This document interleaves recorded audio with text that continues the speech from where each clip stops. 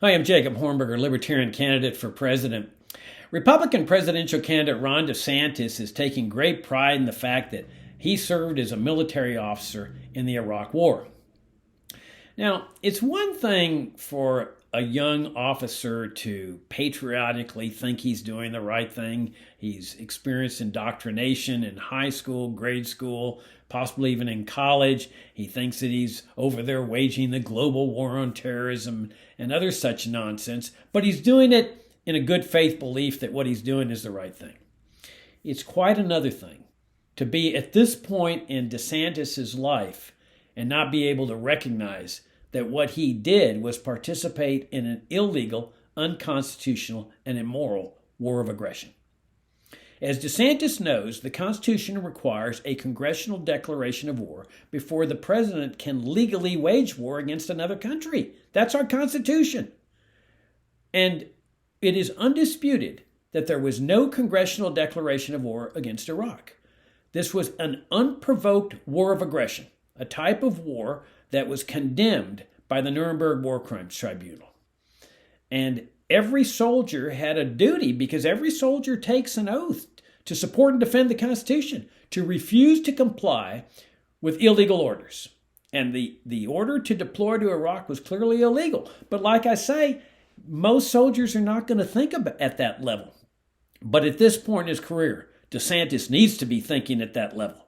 He needs to be expressing not pride in having participated in this illegal, unconstitutional, immoral war of aggression. He needs to be expressing regret and embarrassment and shame and condemning the national security establishment for having initiated this illegal, unconstitutional, immoral war of aggression against the Iraqi people. By the same token, DeSantis is expressing great pride that he served as a military officer, a JAG officer, a lawyer, at the Pentagon and the CIA's torture and prison camp in Guantanamo Bay.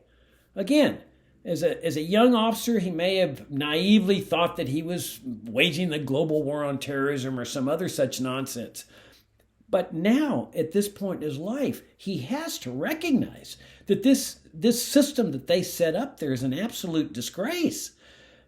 For one thing, the reason they set it up in Cuba instead of here in the United States was to avoid the constraints of the Constitution. They wanted a Constitution-free zone, which is ironic because they all take this oath to support and defend the Constitution that they're trying to avoid in Guantanamo Bay. So they set up this tribunal system for trying terrorism cases, which was really an alternative to the federal courts for trying terrorism cases, the constitutional system.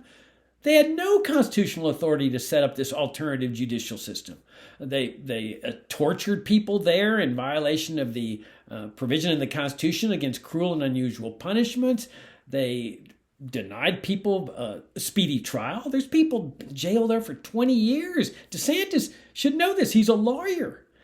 And you have presumption of guilt. You had evidence acquired by torture. You got hearsay evidence. It's an absolute disgrace to everything this country was founded on.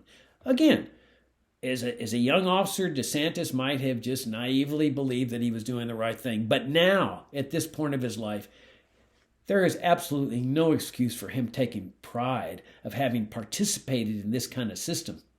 He should be coming to terms with himself and expressing regret and remorse, embarrassment and shame for having participated in this system in Guantanamo Bay, as well as the unconstitutional, illegal, and immoral war of aggression against the Iraqi people. I'm Jacob Hornberger, Libertarian candidate for president. My campaign website is jacobforliberty.com.